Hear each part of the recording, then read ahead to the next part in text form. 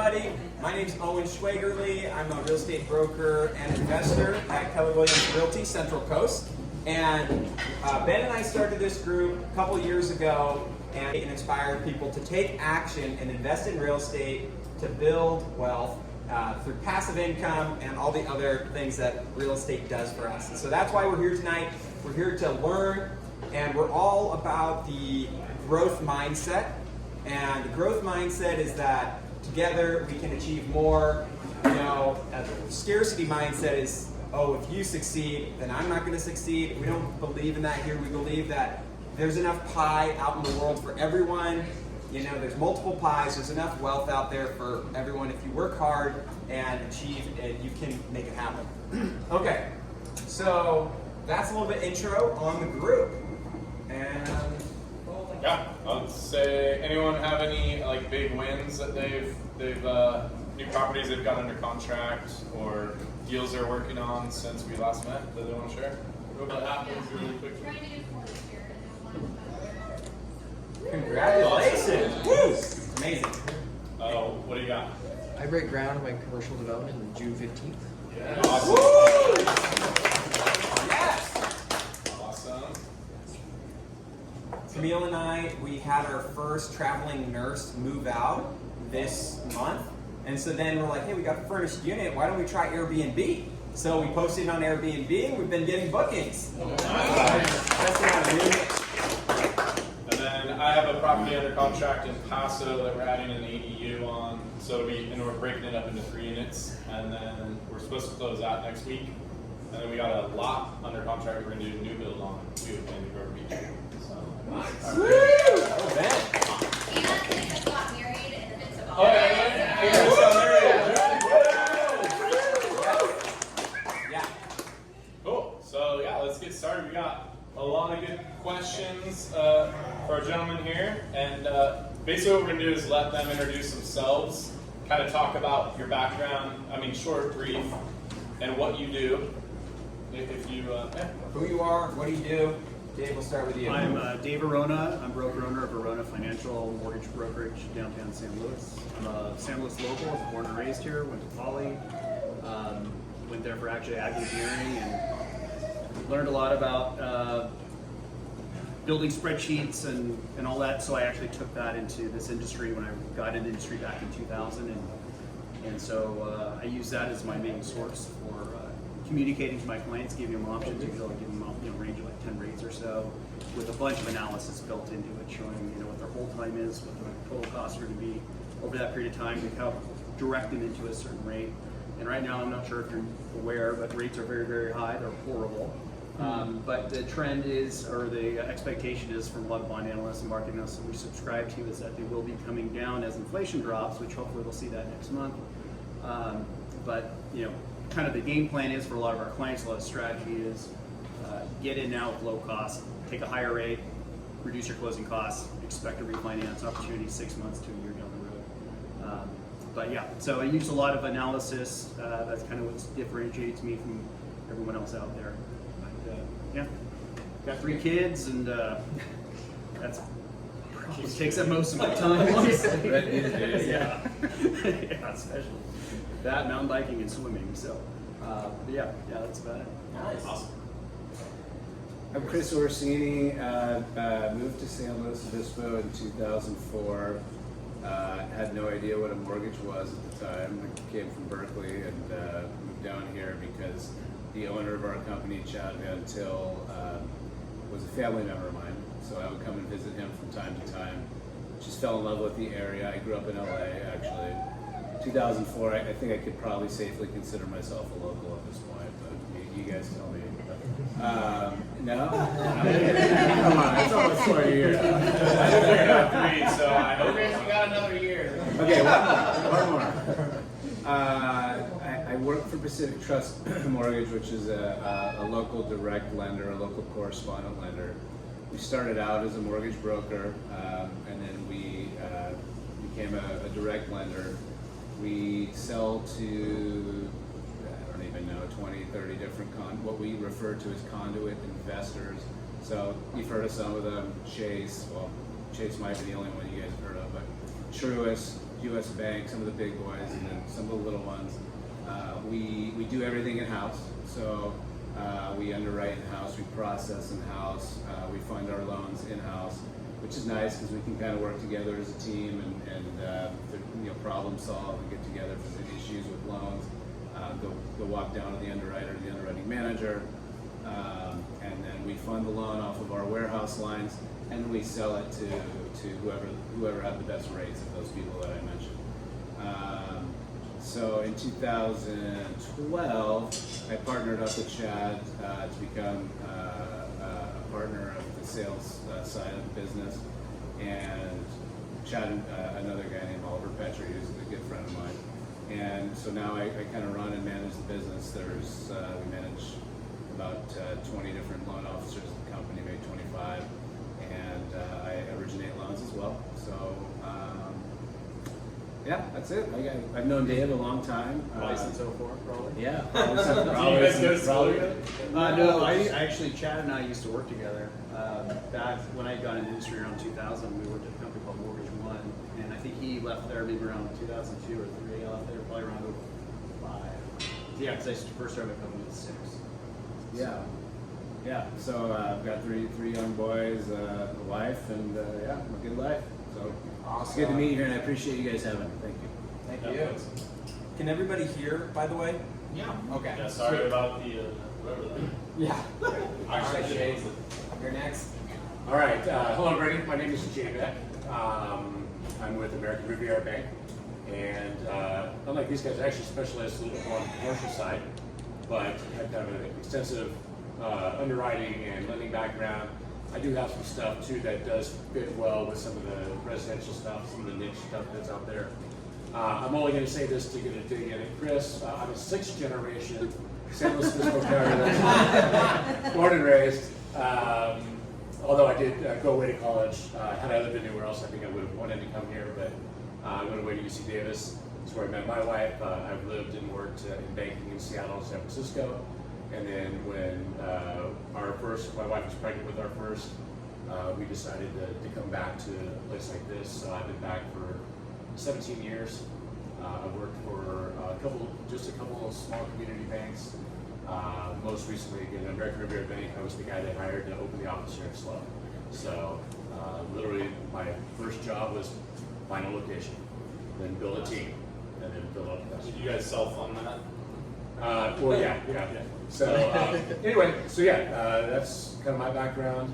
Some of the other things we do have construction financing, which not a lot of lenders have. The other thing with us, all of our loans are portfolio loans, so we don't broker anything on that side. Sweet.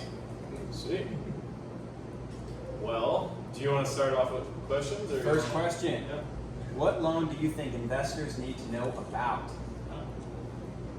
Yeah, the way we kind of do it is like he'll say it, then we'll go down this way, and then I'll go back. So, Well, I'd say first target conventional. It's your best price option, and then the second choice you go to non-QM stuff, the ESCR type of loans where you're going to pay higher rate, get hit with prepayment penalties, which are usually start off at 5-year standard, and then you can buy them down to 1 year. But yeah, generally always try to go the cheapest route as possible. So conventional first, the non-QM second. But yeah, I think that's kind of, and honestly, some of the non-QM stuff is actually works quite well with less down than what a conventional would require. Generally, conventional requires about 25% down on a single-family residence, a little bit more when you start getting units. The SCR, you sometimes can get away with like 10% down, but the rate's high. But that's just kind of, that's your only option, you get in, because that's the thing right now is get in before when prices go up, because it will be going up once rates come down. do you want to also explain what non-QM is, and Yeah. maybe what DSCR is? Anyone can do that. Yeah, so after like the financial meltdown, they over-regulated everything and kind of categorized stuff. So non-QM is non-conventional. The qualified mortgage is technically a conventional mortgage. There's lots of things that lead up to that, but non-QM does not require certain things. They allow for prepayment penalties where conventional ones do not. Yeah, it's a great option out there, but it's kind of been rebranded. It used to be called subprime back in the day before the financial meltdown. So Doesn't sound non-QM is quite as subprime. good. Doesn't sound as bad, but it is a viable option for clients, and yeah. Sweet. Yeah, I mean, kind of what Dave said. I mean, you kind of want to start on the conventional financing because you're going to get the most competitive terms. So rate-wise, cost-wise, that's where you should start. I mean, you're going to have to come in with a decent down payment on those. And if you can qualify for those with your credit and your income profile, that's the best way to go on an investment property. And you can offset some of the mortgage payments with fair market rents on those. So if you own a primary residence already, you've got to qualify for that primary residence payment. Then you got to pay for the investment property payment, but you can offset that with some fair market rents on that. If you can't qualify that way, then you take it to the next step, which is the non-QM debt coverage program. The debt coverage program, like Dave said, the rates and terms are a little bit higher depending on the parameters of the loan. If you're putting 50% down on a debt coverage program, you've got great credit, and you're willing to take like a 3-year prepayment penalty, the rates aren't that much worse than conventional financing. So it kind of just depends on the specific parameters of the loan. If you want to try to put 20-30% down or 10% down, and your credits, it all just kind of depends. Then because those debt coverage loans can get a little bit hairy that way.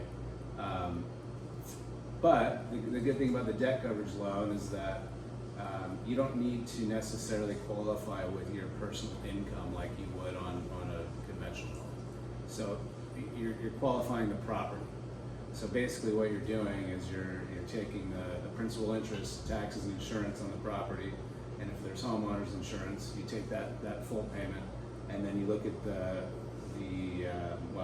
there's ways that you look at the rents that the property generates.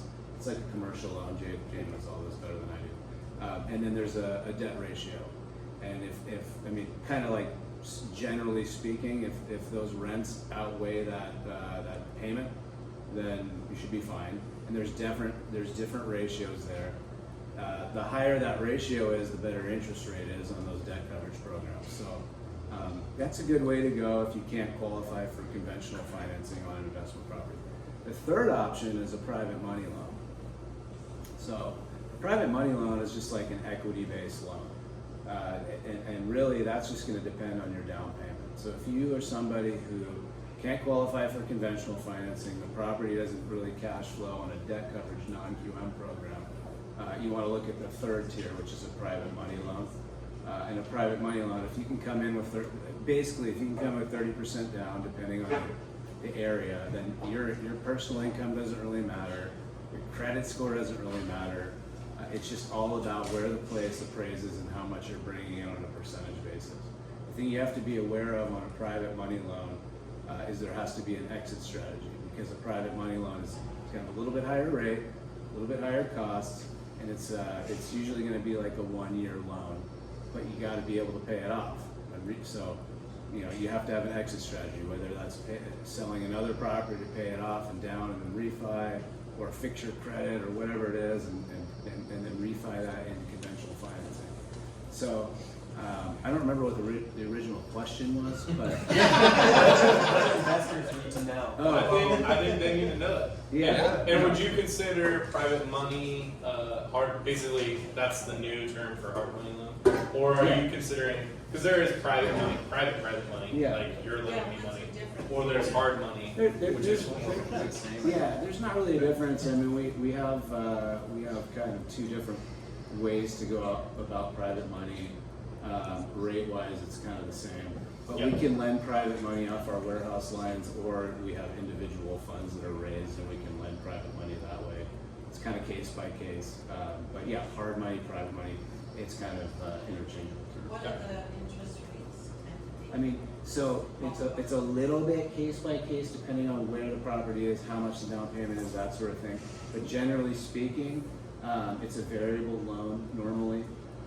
Right now, we at least as a company are tying it to the 30-day SOFR index, which is around 4.9%, and we add a 6% margin onto that. So right now, a private money loan is going to fall in just under probably 11%. And usually about like a 2 children, right? Yeah. And like a 2 point instead of like a 1 point cost. Do you require like a breakdown of like the actual plan you're gonna flip the breakdown of what? Like a closet. Rehab. Flip credit house. Yeah. I mean, so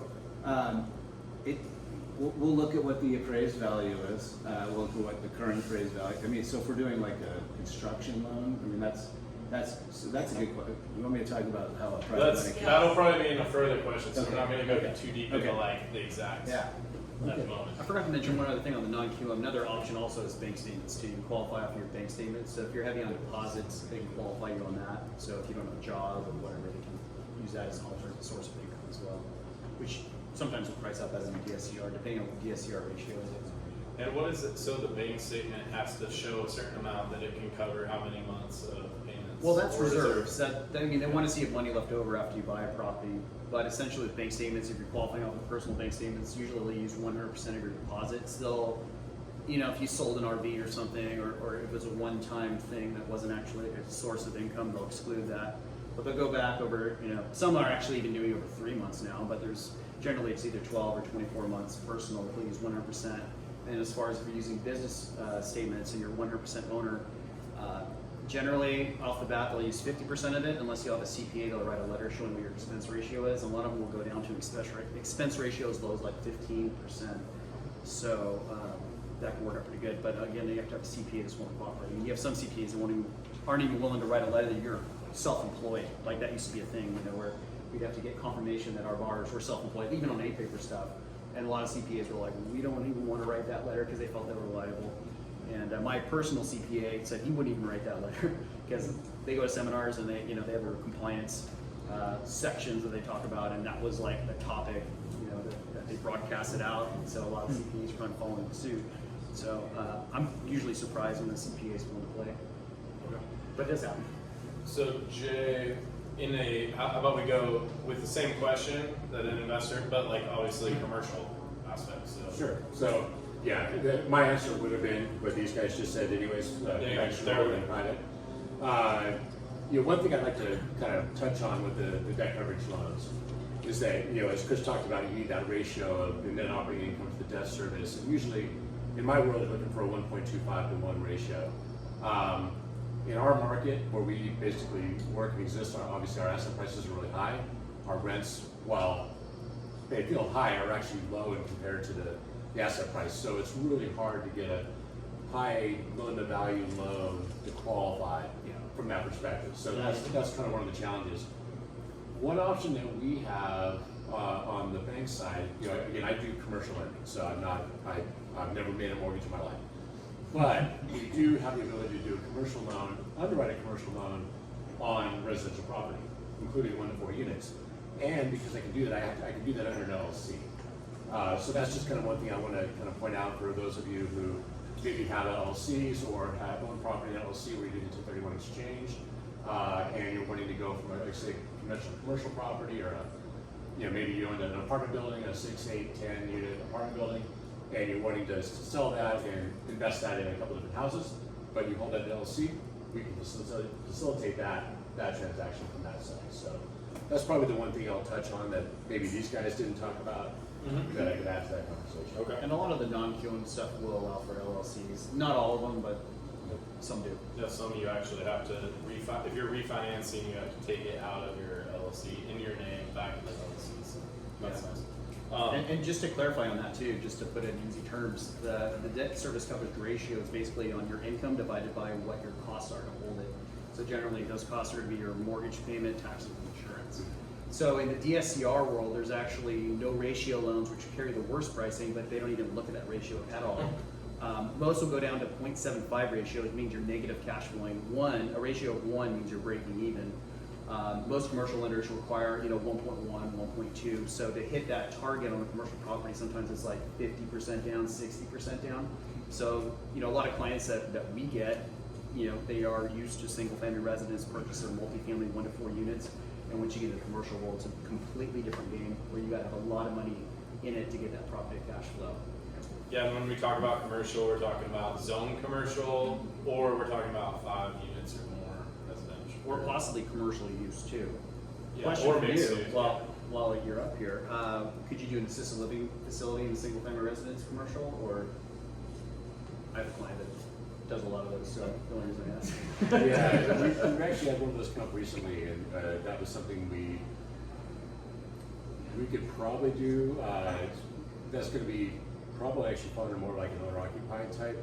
Yeah, see, that's the problem. Is which we do. deal like that is like the residential lenders don't want to do it because it's being used as a commercial property. The commercial properties don't want to do it or commercial lenders don't want to do it because it's single-family residence. So you get into that gray area. We ended up funding him at like some crazy rate of like 10% from, he needed to pull cash out to buy another property, but that was just kind of like one of those loans that's in the gray area that was just kind of hard to fix. I think for me, I'd have to underwrite it as owner-occupied. So if you had a person who owned the house but was leasing it to a assisted living operator, that would probably be difficult for me. That was the scenario. Yeah, it's like basically it's mother and son, and son owns some properties, mother owns some properties, and they alternate, like they run their business at each other's properties. So it's tricky. Yeah, okay. Sorry. Next. Okay, so Hey, Ben. this one. Sorry, can you speak to what you're talking about sometimes they have you pull out your money from your LLC? Oh no, I was saying if you're refinancing, like I refinanced out of a DSCR loan, debt service coverage ratio loan, or no, a hard money loan into a DSCR, and we had to take it out of our LLC, the title. We just had to put it in our own names. Oh, the title. Get the loan in our names, and then we can transfer it back. Gotcha. If that makes sense. Yeah. But just depends. Is that because it looked at more like a personal loan instead of a? Great question. It was an underwriter I requirement. mean, it's to take title in an LLC is tricky from a residential financing standpoint. So, like Dave said, I mean, there's some non-QM programs that'll do that. The easiest way to do it, which sounds like is what you did, is just private money loans. The rules are a lot more lax, so you can kind of do it. I mean, again, depending you have the equity, it's an equity-based loan. You can invest in an LLC, and then you can go ahead and take the title out of the LLC subsequently after the loan funds, and either refi it, in your name, or just vest it or take title as an individual afterwards. Yeah, and the hard money side or private money side, they want it, or at least my lender wanted it in an LLC. They won't fund me personally, but they'll fund my LLC. But then on the DSCR side, it was more conventional. And then, okay, so here's our next question. Or do you want to add anything to the commercial side, or yeah, not really. I think kind of some of the points that we were all dancing around, like in your situation there too. Oftentimes it comes down to the issue of disclosure. Can you properly document and disclose the required legal disclosures? So in your case, a hard money lender or private lender, we'll use the play words, doesn't have the ability to lend to an individual for a residential property. And they just literally can't do it. But in LLC, the rules are completely different in terms of disclosure, and so that's why they might do it that way. So just a point of clarification for everybody here. Hard money loans too, and I hate to keep dragging this on, but the rates are higher, so you start to run into high cost lending issues. So really a hard money loan, a true hard money loan or a private money loan needs to really be tied to an investment property. There's ways to tie it to a primary residence if it's being used for a business purpose, and you can get slightly creative there depending on what you're doing. I mean, if you're building an ADU and that ADU is going to be used for to rent out a business or whatever it is, you can do that. But for the most part, a private money loan needs to be tied to an investment property. Bridge loans, which is a different type of hard money loan, which I'll get into later, that's not the case. But just a true hard money private money loan really should be tied to an investment property. Okay, so this is probably going to lead back to hard money, but what is the quickest loan product that you have? I bet you it's going to be different for you than. Yeah, I don't necessarily have a specific loan product that's faster. I'll just say if the loan amount's under $500,000, for me, the appraisal goes a lot faster. That's usually, in my world, the slowest part of the process. So I can use an abbreviated or a short form appraisal or an evaluation versus a full. Are they doing desktops under that price, or is it? Yeah, I can do desktop. Okay. And so under 500. So I would just say any loan under 500 is going to be my fastest option. Okay. But I don't have a specific, quick close product or anything like how about give them an idea of what a commercial loan takes? Because it's not a quick process, but maybe they don't know that. So Yeah, so, and again, typically on the commercial side, for a commercial property, the appraisal process is much different than what you see on the residential. A commercial appraisal can take anywhere from 4 to 6 weeks to complete. And the cost can run anywhere from $3,000 to $6,000. I've had commercial appraisals that run up close to $20,000 for very complex properties. Wow. Again, these are very, very incredibly unique. The appraisers having to travel all over like the Western U.S. to get their comps. Wow. So again, that's one of the unique challenges of commercial, right? It's not homogeneous. No two commercial properties or commercial properties are seldom identical, whereas there's I don't know how many thousand 3-bed, 2-bath homes in San Luis Obispo. So yeah, for me the appraisal is typically the kind of the slowest part of the process. Even if I'm doing a residential appraisal, because I still have to go through my commercial banking appraisal channels to get them. So they're just the slower time. yeah, so I'll answer that. Okay. And we use ARB to help us buy our office, and it was like so quick, so easy. It was one of the easiest loans we'd ever done, and I really liked it. And I think they waived the appraisal on that one too. So anyway, for commercial, small stuff, it works really quick. That's good. So I have a question for you. What is the hard money loan interest rate right now? So kind of like what I mentioned, it depends on area, it depends on the parameters of the loan, but I'd say roughly the ones that I have quoted lately are typically, it's a variable loan, it's an interest-only loan, it's usually a 1-year term on a private money loan, and the interest rate is going to be around, it ends up being around just under 11% right now, because it's tied to, we tie them, right? We used to tie them to the prime rate, but right now we're tying them to the 30-day SOFR index, which is at like around 4.9%, and then there's about a 6-point margin on top of that. So And they're 1 year. I mean, yeah, basically. I mean, general rule of thumb is So that. the question is, what's the prediction for a year from now? That's what we're gonna get. That's Yeah, let's save questions till the end, and then we'll keep going through the panel, and hopefully we'll answer some of those questions. So yeah, we do have that in here. I should be able to make the turn time thing pretty quick. So when I say conventional financing, I'm referring to like Fannie Mae, Freddie Mac, VA, FHA, USDA, just the standard type of loans. And then the non-QM stuff is just a little like the alternative stuff. And then we'll just put it in tiers. Like the private money stuff is the third, just in terms of rates and costs. Quickest is private money, because really a private money loan, that's an equity-based loan. Your income really doesn't matter as long as you have a takeout strategy on it. You gotta run a credit report. Credit score doesn't really matter. I mean, that stuff is, I don't want to say it doesn't matter, but it really doesn't. It's an equity-based loan. So they're really underwriting the prelim and the appraisal. So I mean, that's your quickest loan. If you're just trying to buy an investment property as quickly as possible, you don't care about the terms of the rate, and you just want to pay it off as quickly as possible, that's your quickest.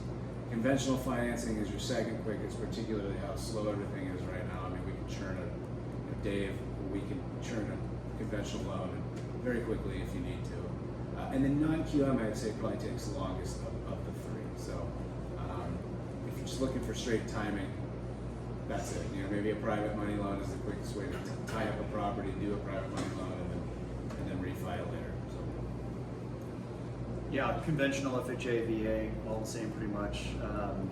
Usually we're seeing as short as 10 days, and that's because of regulations. There's waiting periods once you sign the initial loan estimate and all that stuff. So 9-10 days is about as quick as you can get them done. With conventional loans, depending on what your down payment is and the data that's in there, you can get appraisal waivers fairly consistently. So that speeds up the process. Appraisals right now are not taking that long anyway, so as long as you're on the gun, you go to the appraisal, as soon as the application comes in. You usually have an appraisal within a week, and that's usually the only thing we're waiting on. Everything else is, underwriting is happening sometimes within hours, so that's not really a problem. Conditions signed off are usually same day or maybe 24 hours at the most. Non-QM is maybe an extra day on top of all that stuff. So I mean, you still close within 21 days, but it's not going to be as direct and consistent as conventional type funding for loans. So I'll use that answer kind of for if you're writing offers, if you're a buyer or an agent, you should be talking with your lender and saying, how do I whittle this time frame down from 30 days to make it stronger?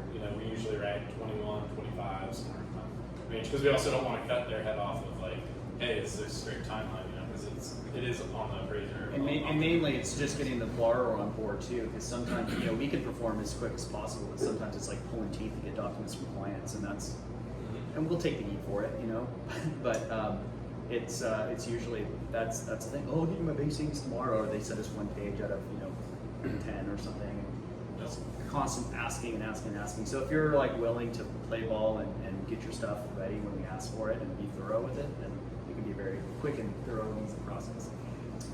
Okay, so next question. A lot of people want to get into real estate. They haven't quite started yet. They probably don't have a lot of equity or down payment to use. So what loan product would you recommend for the first-time investor who's just looking to get started? Well, if you're a first-time investor and you don't know any other stuff, I mean, you can technically buy as a primary residence with as little as 3% down with conventional. Of course, you don't want to commit any kind of mortgage fraud, so you have to have intent to live in it for a while, a little while at least. But yeah, I mean, either that or like I said, you have to have down payment to do it to get in for the most part. Unless you get into some advanced strategies like Ben's kind of gone over, at least we've kind of talked about in private before, where you've got sellers kind of willing to help out with down payment, seller carry type situations. But if you're just looking to buy normal, you gotta have money to play, unfortunately. Mm-hmm. Yeah, I mean, I would agree. I mean, so if you're a first-time investor, I would assume you already own a primary residence. If we're talking about that, then it's the type of thing where it's not like one shoe fits all.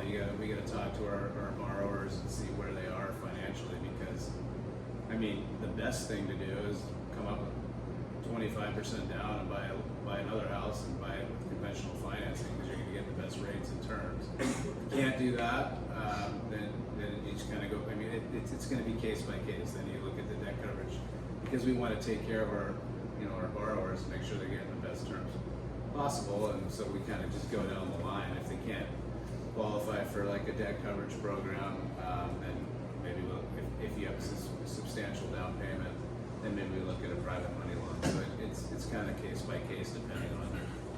There's no easy answer to that. It just depends. We talk to everybody and we ask all the questions and make sure just see what the best fit is for you. So. And not to cut in, but to add to that, if you already own a primary residence, you might have some equity you can tap into as well in case you don't Yeah. Yeah, I'll piggyback off what Dave just said. If you own a home and you have some equity, you should have an equity line. That should be the first thing to have in place. But I'm always astonished how many people don't have one, or haven't taken advantage of that. It's virtually a no-cost option to have one if you're not using it. It's also nice too if you do have a nice 3% mortgage rate. You can leave that alone. You don't have to touch it, and you have that money, and it can be reused and refreshed as you go in and out of properties. Otherwise, I don't really have anything else specific to add on that. In my world, unless you're going SBA financing for an owner-occupied commercial building, like your office or a warehouse or something like that, where we can do 10% down through SBA. Otherwise, you're looking at minimum 30% for anything that I've got on my side. Can you get SBA financing for like an office hack where you rent out a unit, but then you've got like 4 or 5 other commercial units you're renting out? You can do it as long as there's basically 2 criteria you need to meet. You need to occupy at least 51% or 50.1% of the total usable space, and you have to be able to qualify for that without the benefit of the rents that you're going to get on those other units. I knew there's a catch. Yeah. Commercial lending. What about like an office downstairs, 2 units above, like apartments? Is that the same thing? 50.1%. Okay. So, yeah, that's the big thing, and so it's that space. And oftentimes you do see that type of structure. I see it all the time on mixed use, where is basically a box. And so I'm like literally 50-50 or 50-25-25. Yeah. And so you do need to have that.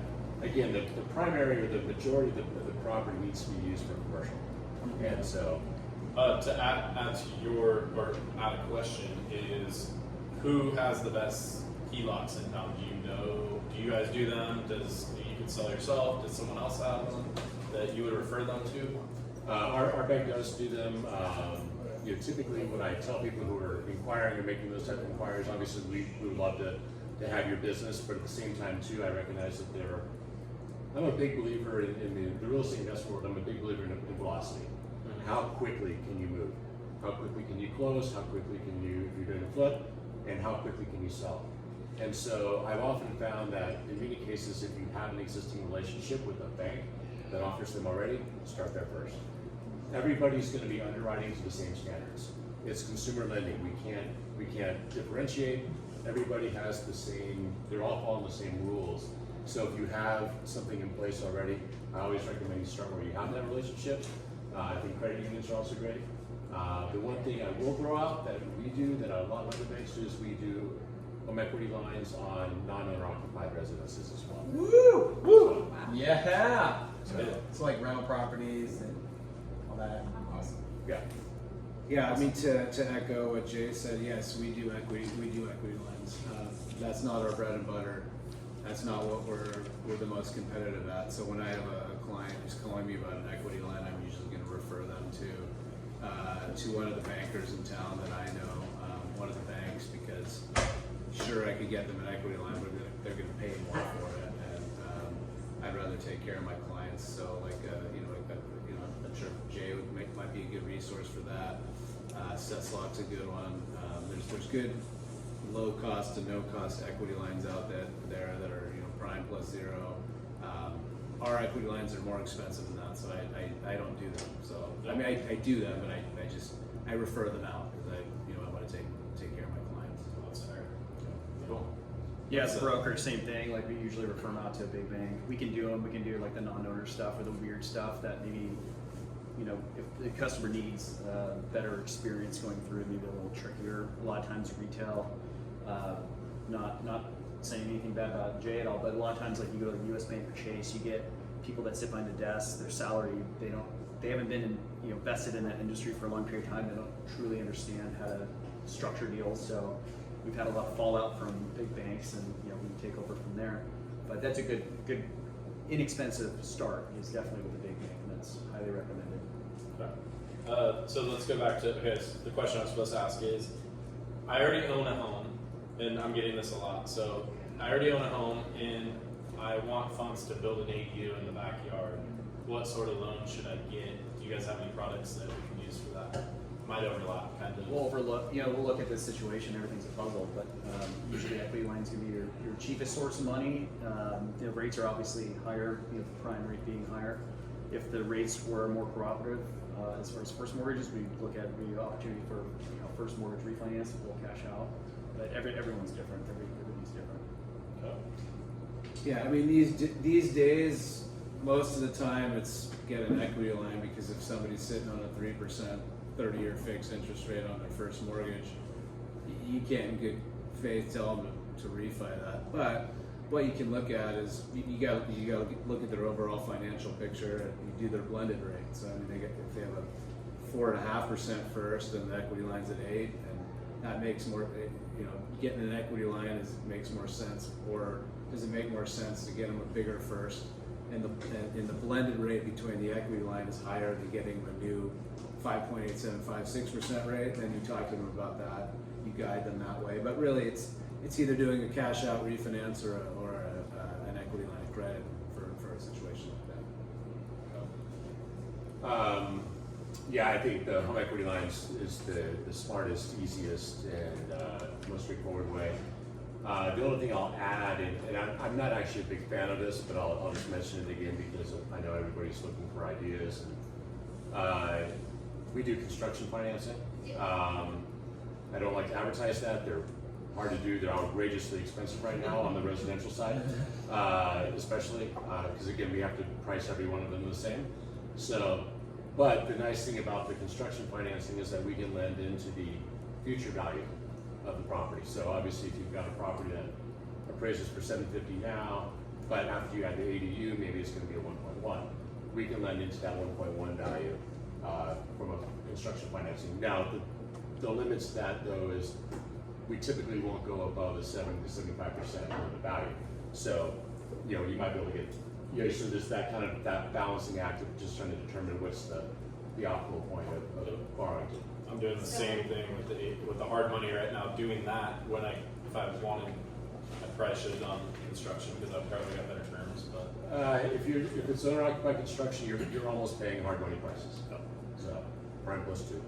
So what if you have a piece of land that you're gonna develop? How would that play out? It's the same construction financing for something like that. If you own the land, then yeah, we lend into the as-built value. So we basically take your plans, we take your contractor's budget, and we take your finishes, and we literally have the appraiser appraise the house that you're going to build, and we lend into that appraised value. If it's owner occupied, like we have, and I'm sure Chris has it too, there's one-time closed construction loans that are pricing right now in the 7s. So they're actually, and then they float down to a 30-year fix once your building period's over, which is usually 11 to 12 months. Those are great options. If you're owner occupied, you want a one-time close. Yeah. Your contractor won't, but you won't. And the process isn't too bad for the contractor. You have to get the resume, their contractor's license. There we go. And they want some history. They want to see they've actually built homes from ground up. Usually there's a requirement of 5 or 6 in the past so many years. So it is a process, but it's not too bad. Does that have to be ground up, or could that be a rehab? Well, for the rehab loans, there's all kinds of Fannie Mae and Freddie Mac products that will allow for that as well. And those are a little bit, they're fairly similar, I guess. But it's a different product than the one-time close. Generally, what you're doing is it's a higher rate, but once it gets completed, you can just refinance again to a lower 30-year fixed. One thing I'll go back to, if it's all right, with construction financing, where you say you have a mortgage on the house that you're looking to, the downside, or the thing I don't like about that type of loan is that you're typically paying at least a point, but you're paying it on the whole amount. We need to be in first lien position. So if you got a $500,000 mortgage, we're going to charge you a point, and your rate's going to go up to 10.25 on that mortgage. So they are, in some ways, I think, prohibitively expensive. So I just kind of wanted to put that out there. For the one time, is the way to go. But one time too, you take draws. So depending on what your loan amount is. So like we're working on right now with $680,000 loan, and they're doing it over 6 draws, and you just pay interest only on whatever the draw is. So the first draw might be $110,000. So you're paying 7% on that. So your payment might be $600 that first period until they get the foundation and grading done, and then it's on to the Is it called Dutch, or is it when you're paying interest on you're only paying interest on the loan amounts and then the draw amount as you pull it? I'm not sure about that. I just know that with our programs, generally just paying on whatever you're borrowing. So it's nice as the draw goes. So the first phase might only be paying $700 a month interest only, and then it doubles and triples. As you go on, you're taking more draws. But those just require inspections to come out. That's already priced in the loan anyways. Where they come out, they make sure that the foundation was poured and laid before they do work on to the second phase. You're not just got a third-party inspector. Right. Very similar to like a hard money loan. Yeah. Let's go to the other. We gotta get through these. Yeah, next question. Some of these guys got time. I'm going to combine this question. So it's, what do you think with this changing environment and economy, what's going on, what do you think are some rules that have changed that we're seeing hit the lending industry? Like, how are you guys being affected by, all the banks that shut down, or you guys seeing tightening of credit? What are you seeing right now, and what do you project for like the next 12 months or so? Like, what are you going to see rates do? Well, they're expected to drop as inflation drops. The Fed usually uses the CPI as their main index they're looking at. We've seen that come down slightly. Usually we're seeing like a 10th improvement. We were hoping last month, May 10th was supposed to be a big day for us, but there was too much housing data. The CPI index, 42% of it is housing data as far as cost of ownership, boarding away, like renting Airbnbs, that kind of stuff, and rent. So that number is still kind of artificially inflating the inflation number. So, but it's data that lags behind. So they're expecting in June that possibly we'll have a more favorable report, and the Fed meets a day or two after that. So we're hoping with that good data, maybe the Fed will hold off another rate hike. And the Fed doesn't directly impact mortgage rates. It is a market force that helps drive it, but it's not directly impacted. You know, a lot of times we'll see the actual, when the Fed does raise rates, we'll actually see mortgage prices improve. The reason for that is because mortgage-backed securities are traded as bonds on this open market. The biggest enemy of a fixed return, like a bond, is inflation, because it's not like a stock which fluctuates. You buy that bond and it's fixed at that rate. So the only thing that's really going to hurt you eat into that is inflation. So that's what's killing us right now is inflation. So as inflation comes down, because we've already seen the peak of the inflation kind of hit, and now it's just kind of, it's measured year to year. So we've already experienced that big jump. So as we're going, measuring now from May of 22, inflation already hit, so it's going to start coming down. We're going to see a big pop like we saw, which drove rates up. So my prediction is, a year out from now, hopefully they're much lower, but we'll see. And the banking fallout impacts slightly. We've been seeing a lot of mortgage-backed securities being sold in the past couple of weeks because banks are trying to get more capital. People are making runs on banks, so they have to sell some of their paper, and so they're kind of flooding the market with paper. So we're seeing mortgage-backed security, the price of the stuff weaken, and that shoots the yield up. So hopefully that'll shake out in the next couple of weeks, and hopefully we'll see a good CPI index next month. We'll see rates start to improve. Awesome. In terms of like lending guidelines and rules, I mean, there's little changes that are always happening. I haven't seen anything crazy happening recently, which is probably a good thing, either good or bad, tightening or loosening. The one thing I have seen, I guess, is this is going back a while, we haven't seen this in years, is there's been some of our investors have started to implement a declining market adjustment on appraisals. So the appraiser needs to indicate now if it's in a declining market or not. And that's not a good sign. However you want to take that data, I mean, that's not a good sign. So that's negative a little bit. But in terms of the rate thing, I mean, I would just echo basically what Dave said. I mean, when the Fed meets and they say they're raising rates, they're raising the prime rate and their short-term rates. That they're not, 30-year fixed and 15-year fixed interest rates are not affected by the Federal Reserve. They're affected by the market. They're affected by the mortgage-backed security bond market. So, what the Fed is trying to do, like Dave said, is combat inflation. And inflation, again, like Dave said, it's like the arch enemy of long-term interest rates. So there's worldwide events that happen that affect rates. So if there's like a war or something really bad, it sounds terrible, but it's actually good for long-term interest rates because people are scared. They pull their money out of the stock market and they put it in the bond market, and that helps interest rates. But aside from that, there's technical factors and inflation. Eventually, I mean, inflation is going down, and that's a great thing for rates. Unfortunately, the rates recently have started going back up because the Fed isn't buying bonds. But they, all indications, everything that we read as professionals on a daily basis is that they are going to go down. When that happens, I mean, they were going down, but until last, I'd say 3 or 4 weeks, and then they started popping up a little bit. So they will. Yeah. It's just a little bit of a timing thing, but they will. They'll, in my opinion, they'll creep down here. I would hope in the next 6 months or so. And to add to that too, we actually did see some slight loosening of guidelines. When COVID hit, there were some overlays that made it a little more stringent for self-employed, so those were lifted up.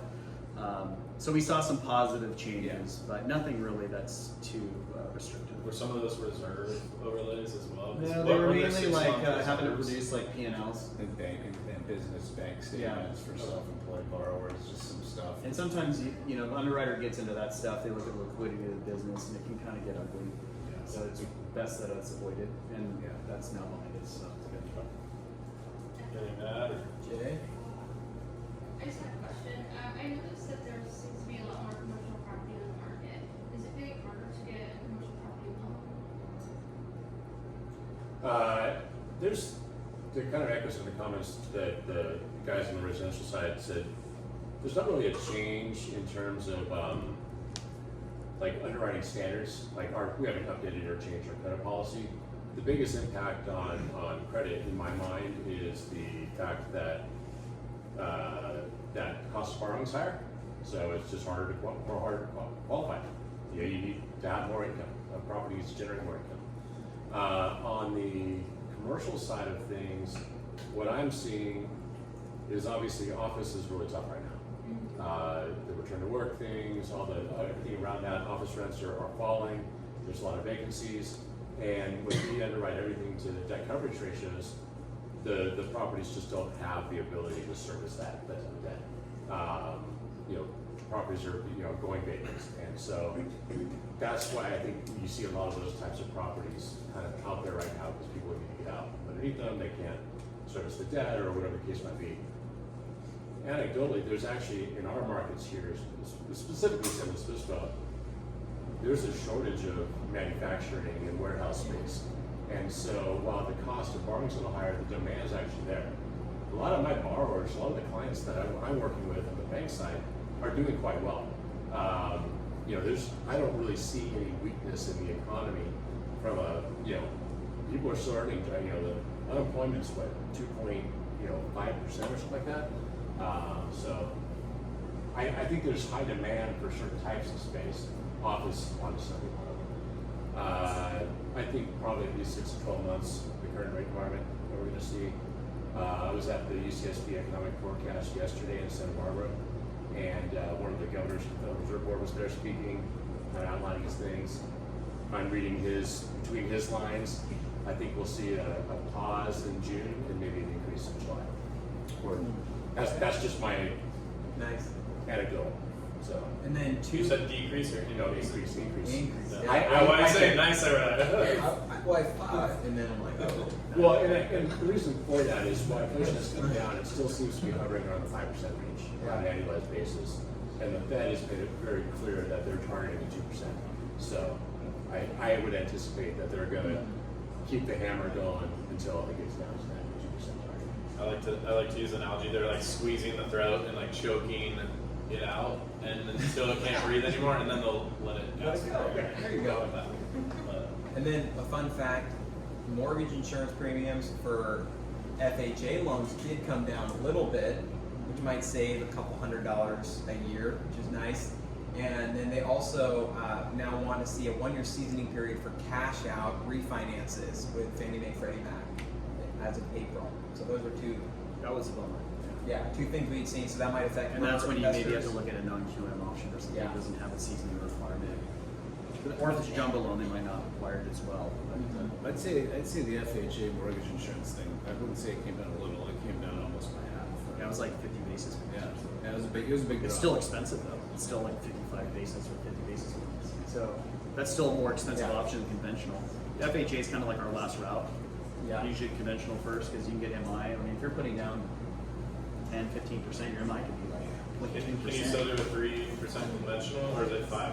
3%. If you're a first-time home buyer, if you don't own another house, or haven't in the past 3 years, you get 3%. And the MI is a little more expensive, but it's not as bad as the FHA. So, yeah, FHA it's a good loan. Usually it's better if you're like lower credit scores. It's going to outperform conventional. But yeah, it's kind of like our second choice. It's not a long-term loan we want to hang on to. Yeah, I know. Do you guys have timelines? Yeah, it's still I can 720. So. Yeah. If you have to leave, no worries, because we're kind of going over. Ben, ask one more question. But yeah, so I got one that, because obviously I think we kind of answered a lot of these Yeah. indirectly. There's overlap. Yeah, yeah, a little bit. We run our mouth. We killed hard money, or private money, private. Okay. So I think this might be interesting because a lot of people are into creative financing, and I heard you guys talking about this before, but is there a way, hey, I've got a seller who's willing to seller finance part of the property. Let's just use easy numbers. It's $1 million property. He's willing to carry half of it, so he wants to carry $500,000. He wants me to come with a $500,000 down payment. I don't have that much. How do I close this deal? And we can look at different strategies, but Well, with the conventional financing, if you do a seller carry, it's just seen as like a second mortgage almost. So it's not, I mean, you still have to come in with some skin in the game. I know you had approached, I forget what the method is that you approached me with probably about 2 or 3 months ago about a property where you were willing to buy it over and the seller was going to give you cash, so you're going to spend $100,000 over and you can use that money as a down payment. So there's some creative way, I forget the method. Yeah, there's just, I mean, I wouldn't even go into that right now. Okay, It's that might too confuse you guys. complicated. It's pretty tricky. But But I found a lender that would do it, that didn't require seasoning on the funds and how that would yeah, work. no, that was an interesting one. Yeah. It took me a while. I called probably about 20 different We'll lenders do it, we'll do it. to find one that worked. I mean, seller financing is a really great way if you can get the seller to do it. I mean, so like in that situation, as long as you're coming in with that minimum down payment, and yeah, it's only a $500,000 loan, but that still falls within the Fannie Freddie loan limits. The thing you need to be careful about there is that Fannie Freddie, they're going to have some stipulations on how that second mortgage needs to be structured. The main thing is you can't have, I think it's like you can't have a balloon payment in less than 5 years. So you can structure it, as long as you don't have a balloon payment on that second in less than 5 years. You can't have a neg ham loan on the second. There's a couple other little ones that I could look into, but I mean, those are the main ones. There's a few little rules, but yeah, I mean, seller financing is great. That's awesome. And If how it much would makes you sense. have to put down? So I'm getting the loan for $500,000, but I have to bring a down payment for the whole million, or down payment for the $500,000. Maybe 3%. Well, if you're a first-time homebuyer, you have You 3. could literally do 3%. If you're not, then it's 5%. 3% of the million? Of the $500,000. No, it's all based Of on the purchase. full Of the purchase price. price. Okay. Yeah, the purchase Yeah. price. Okay. So yeah, But then the 5%. seller, Either way, it so- has to make sense. So the seller financing has to be better than conventional, and to find a seller that's willing to do that, it could happen. But usually they want double-digit interest, where you can just finance the whole thing single-digit interest conventional. So it just has to make It's sense. a really nice seller. Yeah, Yeah. I mean, I have a buddy who bought a house, and I think he bought it probably, God, a few years ago. But the seller was like, whatever mortgage rates are, he gave him that rate, and it was like 4% on Yeah. like seller carry. It was Yeah. unbelievable. It's like, stick with that You'd be forever. surprised. I mean, you'd be surprised what some of these sellers are willing to finance stuff for. I had one the other day that was willing to do like a 10-year loan at 6% on a second, and my client was like, "What should I do?" Do it. Yeah, I mean, that's better than you could do. Yeah, it was great. So it just depends. Yeah, you got to look at every situation and cash flow everything. But yeah, I mean, it's a good tool if the rates aren't too egregious. And one other thing I just thought of is it can't be. I think it's like the seller financing can't be 2 or more % below whatever the market interest rate would be on a typical second mortgage. I honestly don't know how they calculate that, but that's another one of the rules. There's a few little stipulations there that they do on seller financing, but if it's a reasonable interest rate, it's a good tool. Okay. And unless you really want to answer that one, I got a better one for you. I'll skip. So the one thing that I noticed with commercial underwriting and commercial lending when we started tightening the restrictions was that I used to underwrite at 25% down, 30% down. Now we're seeing 35, 45% down. Is that kind of what you guys are underwriting at? Or does it just depend on the DCR? Or Well, as we kind of talked maybe at the very beginning of the conversation with income properties or investment properties, it's all about the property's ability to service the debt on the loan. So we're going to have to size our loan based on what the property will generate from a net operating income perspective. So in our market, it's always been, all end up to say normally 70% loan to value. That's a kind of cap on non-owner occupied commercial real estate. But in our market, because our land values are expensive and our property values are high in general and our rents are relatively lower, I typically end up having a loan come in where it will finance 60% of the price, maybe 55. It just kind of depends on. I've got a property we got the appraisal back on right now, where the property will actually cover, based on the property NOI, under 50% loan to value. So clients can, if they want to do this, have to come in with 50% of Wow. the Yeah, we're amount. normally talking in the million range too when you're talking commercial. commercial, so it's Yeah. a big chunk of money.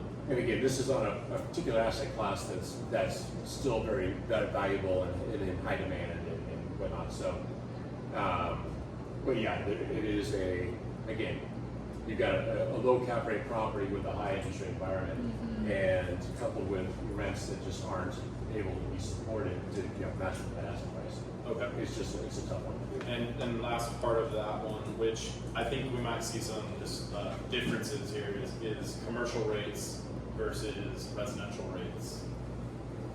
So yeah, I guess I didn't talk about this, but one of the things we're doing right now on the majority of commercial stuff is we've instituted a rate floor of 7.5%. So even though my normal pricing is spread over the treasury, which I would use to price a loan, it might be below that.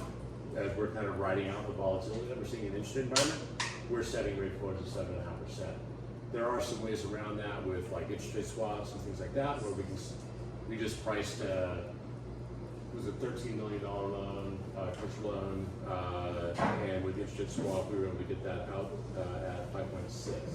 Okay. So there are some options, but again, we're talking much more complex financing structures, nothing that's available on a residential property like that. This was obviously a very substantial. What's an interest rate swap? That's a whole nother. Okay. Yeah, whole other panel. Yeah. Okay. Yeah. And then. Are you asking like where rates are right now? I guess where rates, because what I've seen on my commercial refinances is I'm in the like 5.5, 5.75 up to 6, but then I go buy a conventional house and it's as an investor 7% or 6.75%. So there's a point or two difference.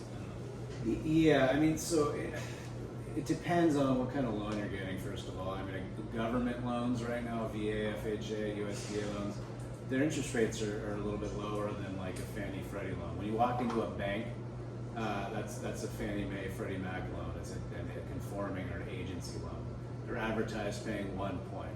So I mean, then it's going to depend on, are you buying an investment property, are you buying a single family residence, a condo, are you putting 3% down, 40% down?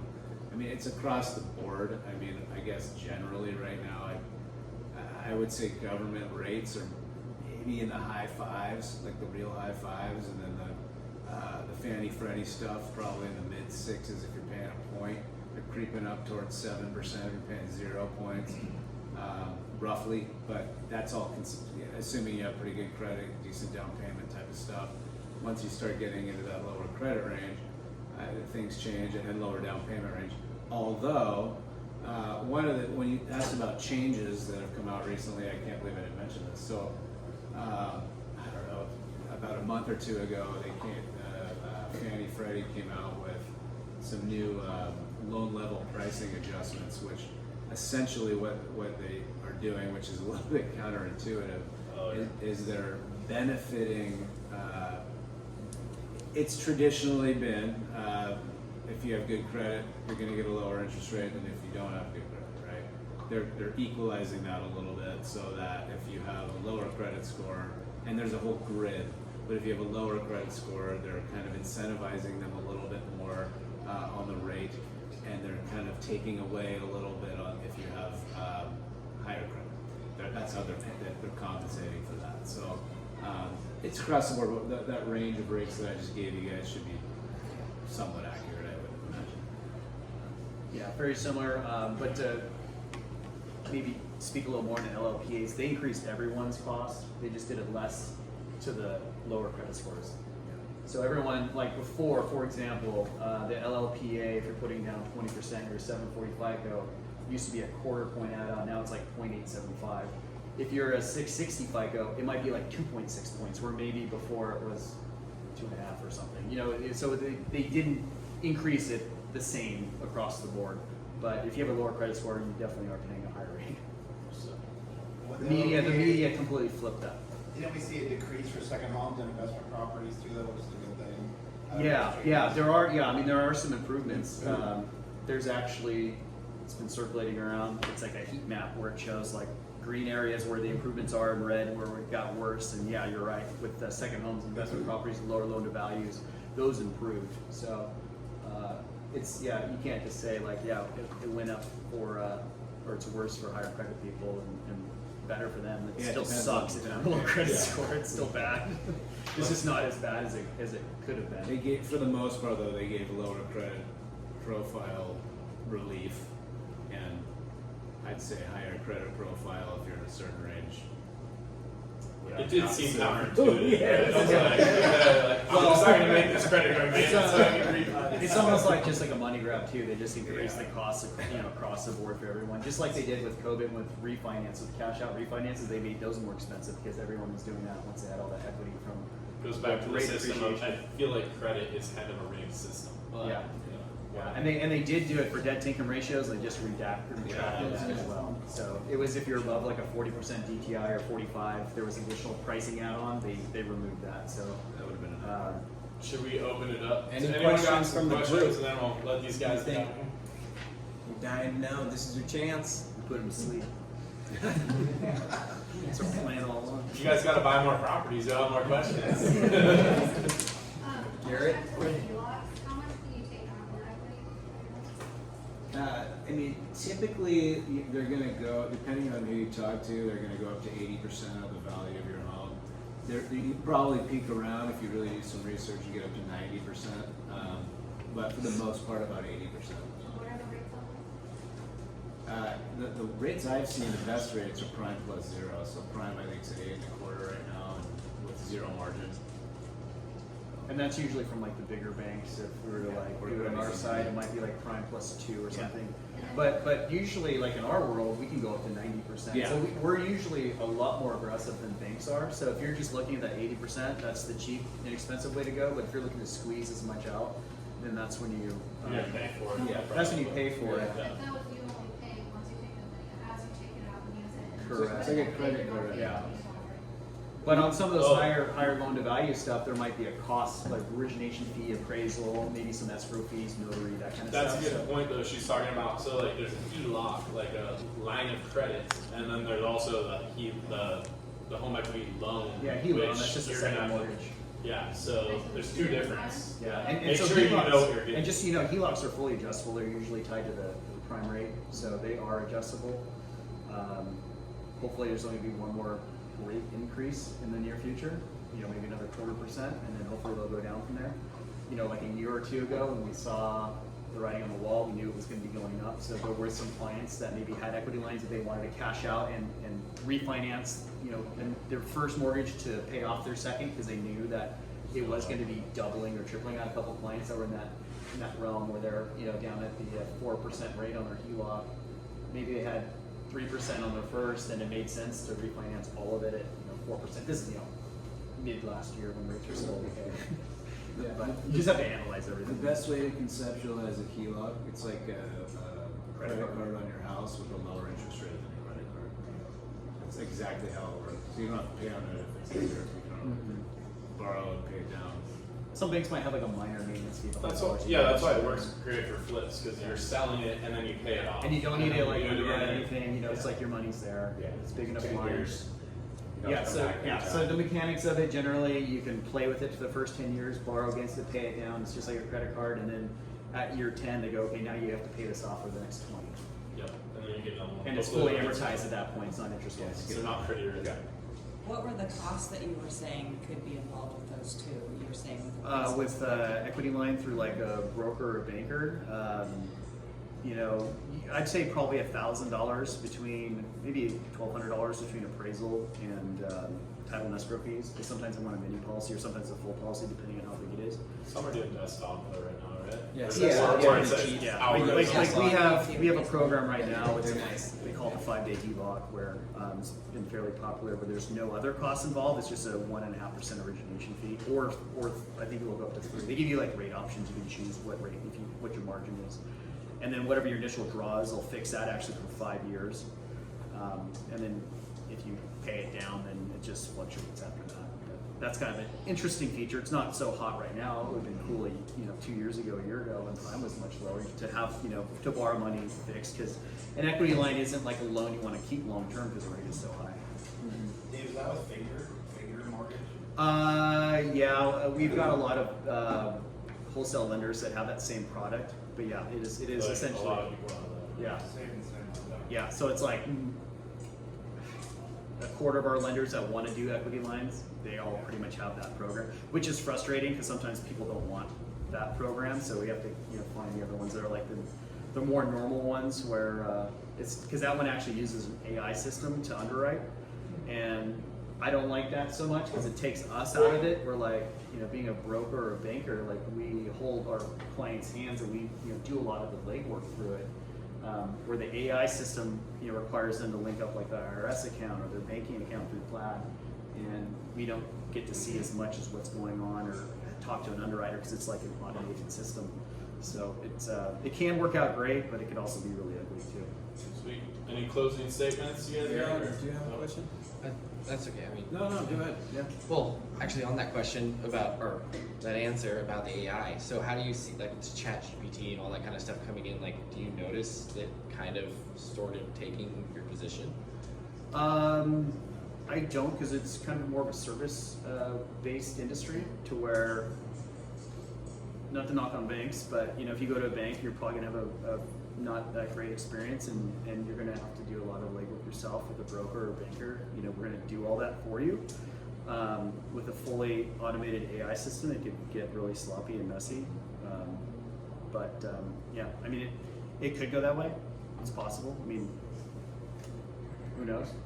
But I know right now, like, real estate and mortgage people are using it for marketing help, helping them write emails and informative newsletters, that kind of stuff. So it's kind of helping our industry in that sense. But yeah, as far as it going into that, I mean, it's possible, but I don't see it as a threat right now. Another question is, like, what would you say the most common residential loan is that you guys issue here in San Luis Obispo County? 30-year fixed conventional loans. So that's a good sign, though. Yeah. Yeah. People are buying, they're coming in this with money. county. If you go, depending, I mean, like, we have some LOs and some other like Tulare and some other places, and then you start getting more government stuff. Yeah. Just because there's lower down payments, lower prices. Sometimes there's lower credit scores, and so USDA may work. Yeah, it doesn't work here. It makes more sense, just like for them on their parameters. But generally speaking, in this county, it's just conventional. It's either conventional or conventional high balance stuff, because normally people have, for the most part, pretty good credit profiles, decent down payments, that sort of thing. That's good. Any closing statements, or you good? Hey, really appreciate you guys coming.